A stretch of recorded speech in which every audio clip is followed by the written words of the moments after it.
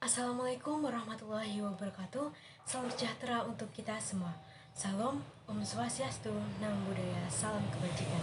Pertama-tama yang perlu saya sampaikan adalah rasa syukur atas kehadiran Tuhan Yang Maha Esa yang telah memberikan kesehatan sehingga kita dapat berkumpul pada kesempatan kali ini.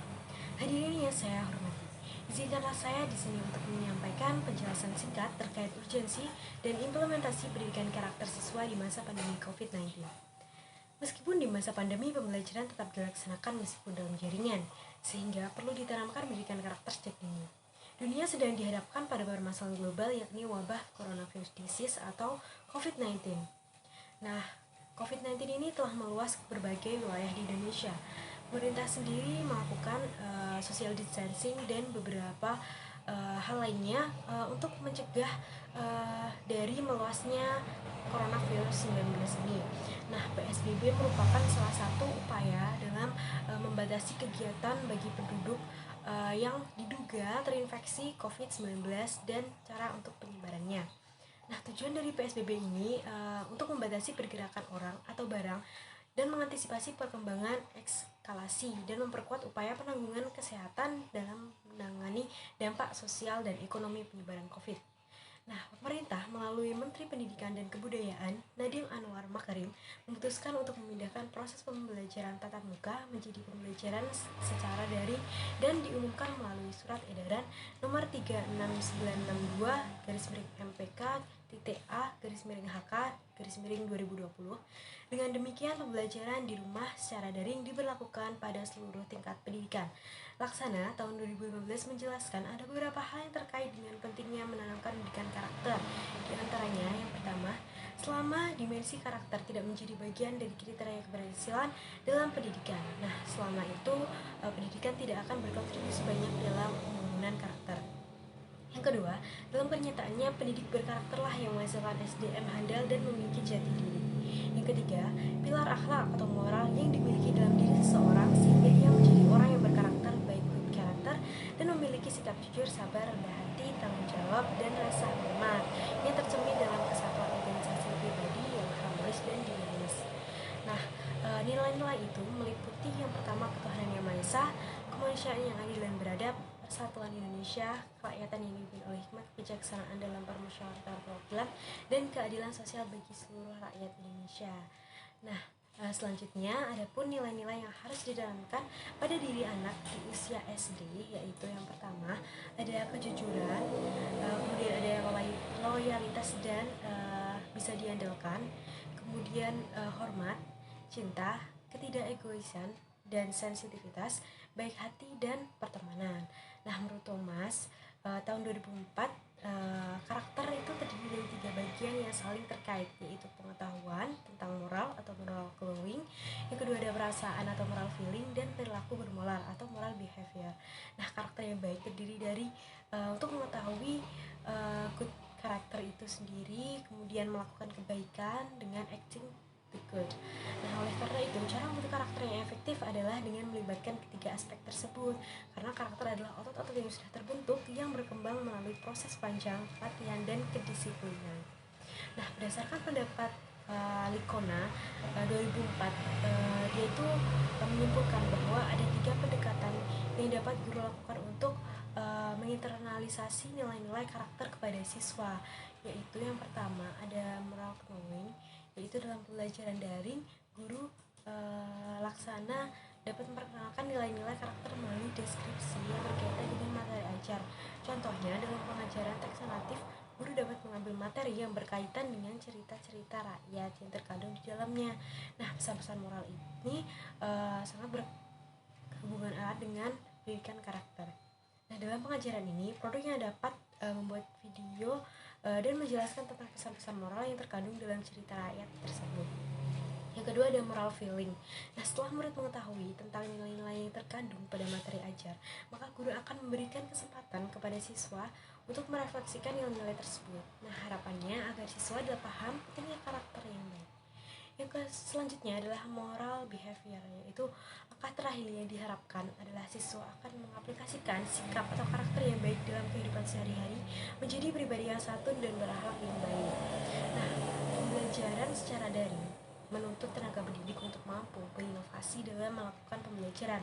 Nah, pembelajaran seharusnya itu dilaksanakan agar membawa peserta didik ke pengenalan nilai secara kognitif, penghayatan nilai secara afektif, dan akhirnya ke pengambilan nilai secara nyata. Nah, dengan demikian, semua yang dipelajari harus bermuatan pendidikan karakter. Misi utama pendidikan karakter tidak sekedar membuat peserta didik pintar dari segi intelektual, namun juga berkarakter baik. Nah, misi tersebut harus dijalankan apapun dengan metodenya, baik secara konvensional maupun dengan pembelajaran daring. Pendidikan karakter bertujuan untuk menanamkan nilai-nilai kebaikan, membentuk manusia secara keseluruhan, dan mengembangkan potensi yang dimilikinya sehingga pandai dalam berpikir, respek dalam bertindak, dan juga melatih sikap dan potensi diri seseorang agar dapat berkembang ke arah yang positif. Selain itu, berkaitan dengan dunia pendidikan, pendidikan karakter bertujuan untuk meningkatkan mutu dan hasil pendidikan. Prinsip implementasi pendidikan berkarakter yaitu pembelajaran dibuat agar peserta didik dapat mengikuti. Nah, pembelajaran yang aktif itu berpusat pada siswa dan dalam proses belajar dilakukan sebanyak mungkin dengan proses yang teratur. Nah, tenaga pendidik bertugas menuntun peserta didik agar aktif tanpa harus mengatakan bahwa ia harus aktif, dan pendidik juga harus merelakan kegiatan pembelajaran yang dapat menimbulkan peserta didik aktif. Misalnya merumuskan pertanyaan, mencari informasi, mengumpulkan informasi dari berbagai sumber, mengolah informasi yang sudah dimiliki, merekonstruksi data, menyajikan hasil sehingga dapat menumbuhkan nilai-nilai karakter pada diri siswa melalui kegiatan belajar daring. Nah, pendidik sebagai fasilitator dalam kegiatan belajar mengajar memiliki pengalaman sosial yang lebih luas untuk membentuk karakter siswa. Hal itu karena karakter dianggap sebagai tidak bisa otomatis dikembangkan melalui pengajaran saja. Artinya, pendidiklah yang bertugas mengembangkan karakter peserta didik melalui pengajaran. Nah, para pakar pendidikan itu pada umumnya sependapat bahwa pentingnya upaya peningkatan pendidikan karakter melalui jalur pendidikan karena terdapat perbedaan pendapat tentang pendekatan dan moral pendidikannya. Nah, pendekatan atau metode yang harus dilakukan pada kondisi saat ini harus disesuaikan dengan anjuran pembelajaran secara daring. Ada beberapa metode dalam pembelajaran bermuatan karakter, seperti active learning bermuatan karakter, contextual learning, kemudian ada strategi pembelajaran inquiry, kemudian ada pakem bermuatan karakter, ada strategi pembelajaran inovatif, pembelajaran afektif bermuatan karakter, ada quantum learning bermuatan karakter, dan lain sebagainya. Nah, inovasi yang dapat pendidik lakukan untuk mengimplementasikan pendidikan daring dimulai dengan merencanakan pembelajaran yang sangat menarik. Nah, hal ini yang menimbulkan rasa ingin tahu peserta didik. Kemudian selanjutnya dalam pelaksanaannya, pendidik dapat mengimplementasikan kedisiplinan dalam menepati waktu pembelajaran daring ataupun saat pengumpulan tugas, karena pendidik dapat menguraikan materi dan memberikan soal yang mengandung nilai demokratis, semangat kebangsaan, cinta tanah air, peduli sosial, peduli lingkungan, dan cinta damai. Nah, dalam mengembangkan nilai demokratis dapat diwujudkan dengan diberikan soal-soal open-ended. Nah, hal ini ditunjukkan untuk menumbuhkan semangat kebangsaan dan cinta tanah air dapat ditumbuhkan dengan mengambil tema pembelajaran yang berkaitan dengan Indonesia. Sementara nilai peduli sosial lingkungan hidup dapat diasah dengan peserta didik dalam pembelajaran daring itu sendiri. Nah, nilai komunikatif itu juga dapat dibiasakan pendidik melalui tanya jawab setelah pemaparan materi. Nilai mandiri, kreatif, dan kerja keras, tanggung jawab, gemar membaca, dan jujur dapat diimplementasikan pendidik dengan memberikan latihan soal sehingga pendidik dapat melihat bagaimana tanggung jawab, gemar membaca, materi yang diberikan, kemandirian, kejujuran, juga kreativitas peserta didik dalam menyelesaikan tugas yang telah diberikan. Nah, pendidik juga harus mengimplementasikan nilai menghargai prestasi peserta didik dengan memberikan reward atau berupa pujian atau bahkan barang jika ia mempunyai kelebihan dalam mengikuti pembelajaran daring yang telah berlangsung.